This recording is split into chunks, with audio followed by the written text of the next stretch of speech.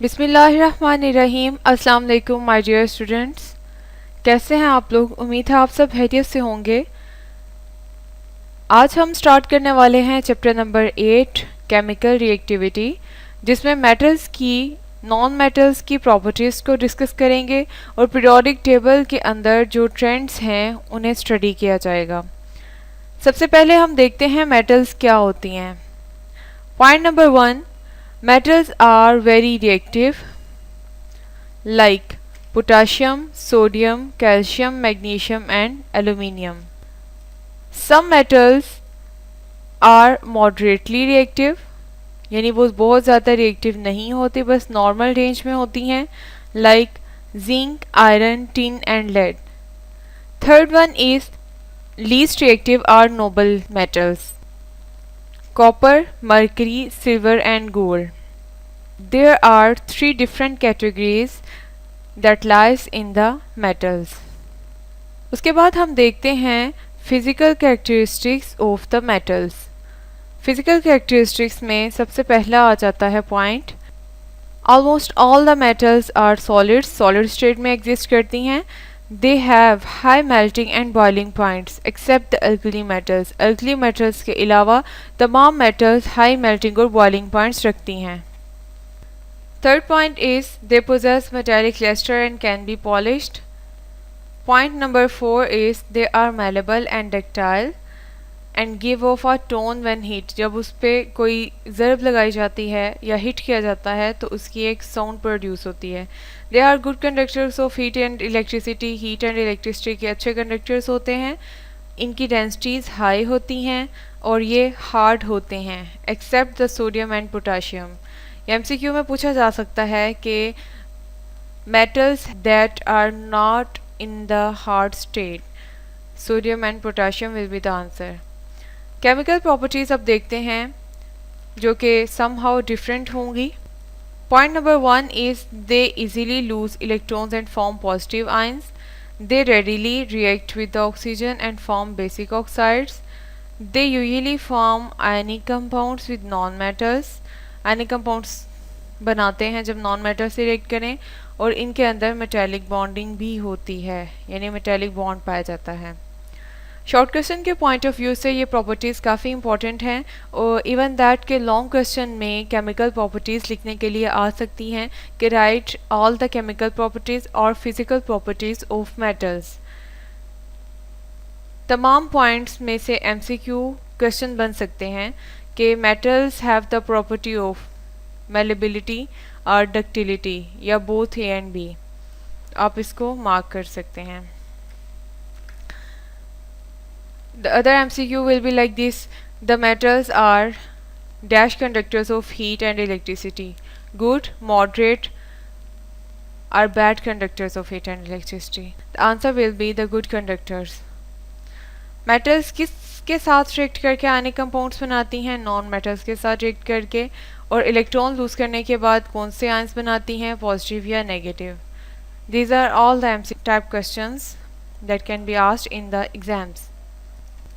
उसके बाद हम देखते हैं electropositive character of the metals. Metals have tendency to lose their valence electrons. Metals के अंदर टेंडेंसी है कि वो अपने वैलेंस इलेक्ट्रॉन्स को लूज करें और इसी प्रॉपर्टी को इलेक्ट्रोपॉजिटिविटी कहते हैं, क्योंकि अपने इलेक्ट्रॉन्स लूज करने के बाद ही मेटल्स का ऑक्टेट कंप्लीट होता है और वो स्टेबल मॉलिक्यूल के तौर पर बिहेव कर सकती हैं. Electropositive character number of electrons पर डिपेंड करता है. The number of electrons lost by an atom of the metal is called valency. अब हम एग्जांपल्स देखते हैं कि मेटल्स किस तरह से इलेक्ट्रॉन लूज करती हैं और आयंस में कन्वर्ट हो जाती हैं. सोडियम यहाँ पर दिया हुआ है, सोडियम सॉलिड स्टेट में था. सोडियम के अंदर जब एक इलेक्ट्रॉन निकाला गया तो इन्हें पॉजिटिव में कन्वर्ट हो गया क्योंकि उसकी वैलेंसी 1 है. जिंक के अंदर 2 इलेक्ट्रॉन्स लूज हो सकते हैं, लिहाजा 2 इलेक्ट्रॉन लूज करने के बाद इलेक्ट्रोपॉजिटिव कैरेक्टर शो करता है और Zn2 पॉजिटिव बना देता है. इलेक्ट्रोपॉजिटिविटी का ट्रेंड देखते हैं हम. Down the group electropositive character बढ़ता है क्योंकि साइज ऑफ एटम बढ़ता है. लाइक लिथियम, मेटल जो कि टॉप पे होती है वो कम इलेक्ट्रोपॉजिटिव होगी, सोडियम मेटल ज़्यादा इलेक्ट्रोपॉजिटिव होगी as compare to the lithium. Periodic table में जब हम देखते हैं trend from left to right तो साइज़ कम हो जाता है क्योंकि न्यूक्लियर चार्ज बढ़ गया है। इसका मतलब स्टार्ट में मेटेलिक कैरेक्टर ज़्यादा होगा और लेफ़्ट टू राइट मूव करते हुए मेटेलिक कैरेक्टर कम होता जाता है और फिर नॉन मेटेलिक कैरेक्टर ज़्यादा होना शुरू हो जाता है। इलेक्ट्रोपॉजिटिविटी एंड आयनाइजेशन एनर्जी भी शॉर्ट क्वेश्चन में पूछा जा सकता है, कभी कभार ये लॉन्ग क्वेश्चन के तौर पर भी आ सकता है। इलेक्ट्रोपॉजिटिव कैरेक्टर किस पे डिपेंड करता है? आयनाइजेशन एनर्जी पे, यानी जितनी आयनाइजेशन एनर्जी ज़्यादा होगी उतना ही इलेक्ट्रोपॉजिटिव कैरेक्टर भी ज़्यादा होगा और इन दोनों पर असरअंदाज होने वाले फैक्टर्स भी ऑलमोस्ट सेम ही हैं। अगर कोई एटम स्मॉल साइज्ड है जो हाई चार्ज और हाई आयनाइजेशन एनर्जी रखता है, इस केस में एटम्स की हाई आयनाइजेशन एनर्जी की वजह से ये लेस इलेक्ट्रोपॉजिटिव या मेटेलिक होगा। अल्कली मेटल्स का साइज सबसे ज़्यादा है और उनकी आयनाइजेशन एनर्जी बहुत कम है क्योंकि थोड़ी सी एनर्जी से इलेक्ट्रॉन आसानी से लूज़ करवाया जा सकता है। A comparison of sodium and magnesium metal, उसको अंडरस्टैंड करने के लिए हम नेक्स्ट पेज पे देखते हैं। यहाँ आप इनकी इलेक्ट्रॉनिक कॉन्फ़िगरेशन के अकॉर्डिंग अरेंजमेंट देख सकते हैं इलेक्ट्रॉन्स की। Sodium atom have 3s1 electronic configuration having atomic size 186 pm, इतना उसका साइज है। आयनाइजेशन एनर्जी 496 किलो जूल पर मोल है। Magnesium atom 3s2 electronic configuration रखता है और इसका साइज 160 पिकोमीटर है, लेकिन आयनाइजेशन एनर्जी 738 किलो जूल पर मोल है। रीज़न देखते हैं। फर्स्ट आयनाइजेशन एनर्जी मैग्नीशियम की हाई होगी, सेकेंड आयनाइजेशन एनर्जी फर्स्ट वाली से भी ज़्यादा हाई होगी क्योंकि जब एक इलेक्ट्रॉन लूज़ करवाया तो वो एटम ने कुछ एनर्जी लेने के बाद उसको लूज़ कर दिया, लेकिन दूसरे इलेक्ट्रॉन की दफ़ा रिपल्शन भी होगी और वो ज़्यादा एनर्जी रिक्वायर करेगा। लिहाजा न्यूक्लियर चार्ज जो है वो ज़्यादा एक इलेक्ट्रॉन के जाने के बाद बाकी इलेक्ट्रॉन्स को ज़्यादा स्ट्रॉन्गली अट्रैक्ट करता है। इस वजह से अट्रैक्शन की बदौलत साइज़ भी कम हो जाता है।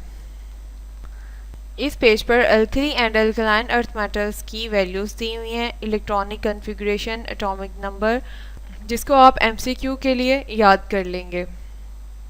नेक्स्ट हमारे पास आ जाता है comparison of reactivities of alkali and alkaline earth metals. अगर हम अपीयरेंस की बात करें तो सोडियम, मैग्नीशियम, कैल्शियम, इन तीनों की डिफरेंट अपीयरेंस होगी।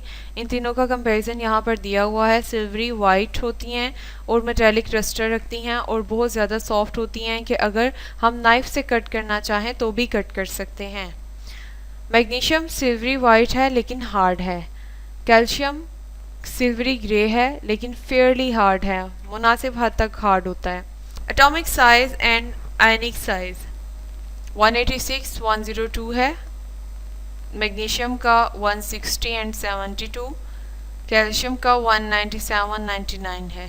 रिलेटिव डेंसिटी 0.98 ग्राम पर सेंटीमीटर क्यूब है और ये पानी पर फ्लोट कर सकती है, तैर सकती है। 1.74 ग्राम पर सेंटीमीटर क्यूब, कैल्शियम की 1.55 ग्राम पर सेंटीमीटर क्यूब। तमाम highlighted points MCQ type questions बन सकते हैं। इसी तरह से शॉर्ट क्वेश्चन में भी इन दो मेटल्स का कंपैरिजन दिया जा सकता है जिसमें आप उसकी कोई सी प्रॉपर्टीज़ लिख सकते हैं। नेक्स्ट हमारे पास है मैलेबिलिटी। तो अब इन तीनों मेटल्स में मैलेबिलिटी किस तरह से होगी? बहुत ज़्यादा मैलेबल और डक्टाइल होते हैं। अभी हमने देखा कि वो सॉफ्ट भी हैं और इजीली मोल्ड की जा सकती हैं सोडियम मेटल, जबकि मैग्नीशियम और कैल्शियम मैलेबल एंड डक्टाइल हैं। इन दोनों केसेस में सेम प्रॉपर्टी है। कंडक्टिविटी, ये अच्छी कंडक्टर हैं हीट एंड इलेक्ट्रिसिटी की, जबकि सेकंड वाली जो मेटल जिसका कंपैरिजन दिया गया है वो गुड कंडक्टर है। Third one is also a good conductor of heat and electricity. Melting point 97, 650 and 839. Similarly, the other properties have been given. Flame in the air golden yellow है, brilliant white and brick red. Melting and boiling point आप अच्छे से learn करेंगे और ये short question और MCQ दोनों के लिए इम्पोर्टेंट है. Here is an other important short question, that is, why alkali metals are more reactive than alkaline earth metals? Two groups of periodic table, group 1 and 2, are called alkali and alkaline earth metals respectively. First group को alkali और दूसरे वाले को alkaline earth metals कहते हैं. अब reactive ज़्यादा alkali metals ही क्यों हैं, उसकी रीज़न क्या है? उसकी NS1 इलेक्ट्रॉनिक कन्फिगरेशन है. अब चूँकि उसके वैलेंस शेल में सिर्फ एक ही इलेक्ट्रॉन है और उसको आसानी से बाहर निकाला जा सकता है और वो केटायन बना देगी +1 ऑक्सीडेशन स्टेट शो करते हुए. लेकिन अल्कलाइन अर्थ मेटल्स एक तो साइज़ में छोटी हैं और उनका न्यूक्लियर चार्ज भी ज़्यादा है, इसलिए NS2 कन्फिगरेशन रखते हुए वो रिएक्टिव तो हैं लेकिन अल्कलाइन अर्थ मेटल्स की निस्बत कम रिएक्टिव हैं, क्योंकि एक तो इलेक्ट्रॉन वहाँ पर पेयर्स की फॉर्म में है और दूसरा न्यूक्लियर चार्ज और साइज़ की वजह से हम इलेक्ट्रॉन को बआसानी नहीं निकाल सकते. ये बहुत इंपॉर्टेंट शॉर्ट क्वेश्चन है. Differentiate between alkali and alkaline earth metals, उसका कंपैरिजन इंशाल्लाह हम नेक्स्ट लेक्चर में बहुत डिटेल में डिस्कस करने वाले हैं. और साथ ही साथ why alkali metals are more reactive than alkaline earth metals. तो आप ये पैराग्राफ विद प्रॉपर रीज़न लिख देंगे. आज के लेक्चर के लिए इतना ही. खुश रहें, खुश रखें, अपना ख्याल रखिएगा, दुआ में याद रखिएगा. इंशाल्लाह नेक्स्ट लेक्चर में फिर से हाजिर होंगे. तब तक के लिए अल्लाह हाफिज़.